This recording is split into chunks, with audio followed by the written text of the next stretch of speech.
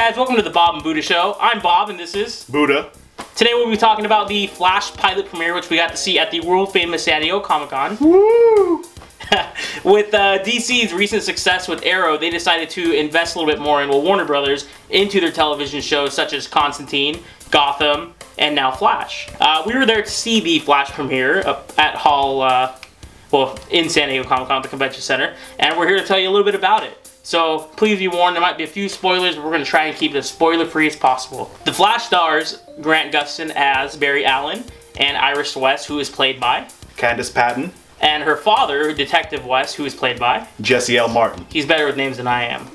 and then in the premiere, we got to see the first antagonist, who was a weather-controlling guy, who was played by Eddie Thawne. Eddie Thawne, perfect.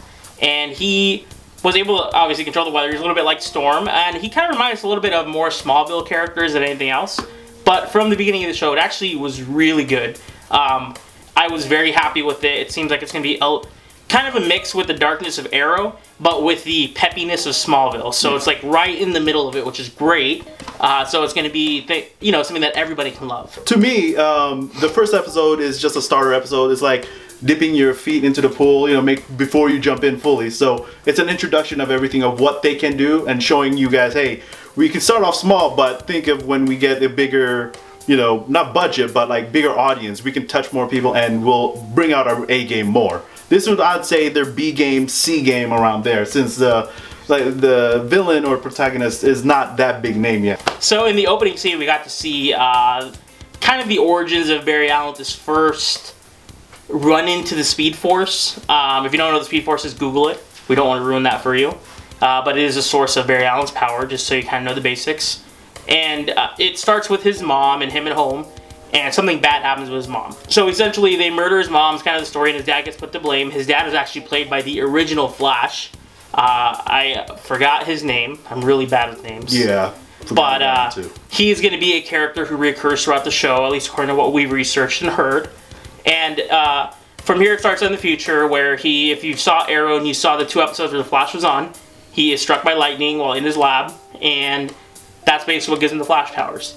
So, or the powers from the Speed Force. And in this episode, he wakes up in a lab because apparently when he got hit by lightning, when the city went black pretty much, and the hospital could not resuscitate him, so they had to take him to this special lab in which they could have their own, I guess, power reserve or some way to resuscitate him and keep him alive. But it wasn't that he was dying, it's just his heart, I guess, was going too fast and not keeping up with the monitors at work or at the hospital. When he finally is resuscitated, he goes back to where his, I guess, best friend from since he was young, because, ever since his dad just get taken away, he's been staying with Jesse L. Martin or Detective West, and with his family being the father figure that he is with both Iris and him. So they grew up together, and he has feelings for her, as you can see in the Arrow episodes, and from there he tries to take it a step further, but unfortunately there's that zone he got entered into. And it's not the negative zone. Yeah, there's some places even Flash can't outrun, and that is the friend zone. Unfortunately. Interesting though, when you brought up how his heart rate was so fast that they thought he wasn't, they didn't know if he was dead or not. Because that is a move that he has used before in the comics, in the animated shows, and a couple other things. So I thought that was actually pretty cool. Yeah. Besides that, when he fights the antagonist, you actually got to see the origin of his costume, or of his outfit. Yes.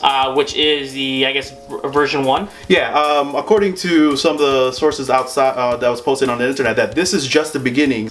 Besides that, overall, the show I thought was really good. It was a little bit on the cheesy side with some parts, but it is a more family-friendly show, being that it's the Flash. The Flash is a much older character who's obviously much lighter. But I loved it. I thought it was same here. And like I said, it's a pilot, so they're not gonna pull all the strings right now. They're just gonna tease you a little bit. So, and also speaking of this tease, yeah, huge tease. So the newspaper was a huge thing that we got to see. Some things that we've been hoping that we want out of Arrow, that we wanted at DC for the cinematic or the television universe, was hinted at. Well, one of the big things that we both saw was the Queen Industries and Wayne Corp. merged, apparently. So, I mean, we don't know if it's really gonna happen, but in the newspaper, it's like dated maybe 20, 30 years into the future. What was kind of cool is that Stephen Amell said at Denver Comic Con that he would love to just have a part where he's Oliver Queen and, you know, bumps into Bruce Wayne and say, Bruce, Oliver, and that's it. So that's the only hint. But this was actually a real hint at Batman existing in the universe, or at least Bruce Wayne, Wayne Industries. Overall, I would say this is really good. It's really easy to get into if you know nothing about the DC universe. You know, Flash and Arrow are both shows that you can watch without knowing anything. People of all ages love it. And if you do want to learn a little bit more, I would suggest renting or buying the DC animated movie Flashpoint Paradox, or Justice League Flashpoint Paradox, because it is very relative to this first episode, I thought. Yeah. But I thought the episode was great. I look very forward to what's going to come up with it, what they're going to do with it. I can't wait to see where the writers take it.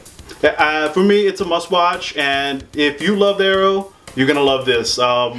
There's no other way I can say that. Go watch it.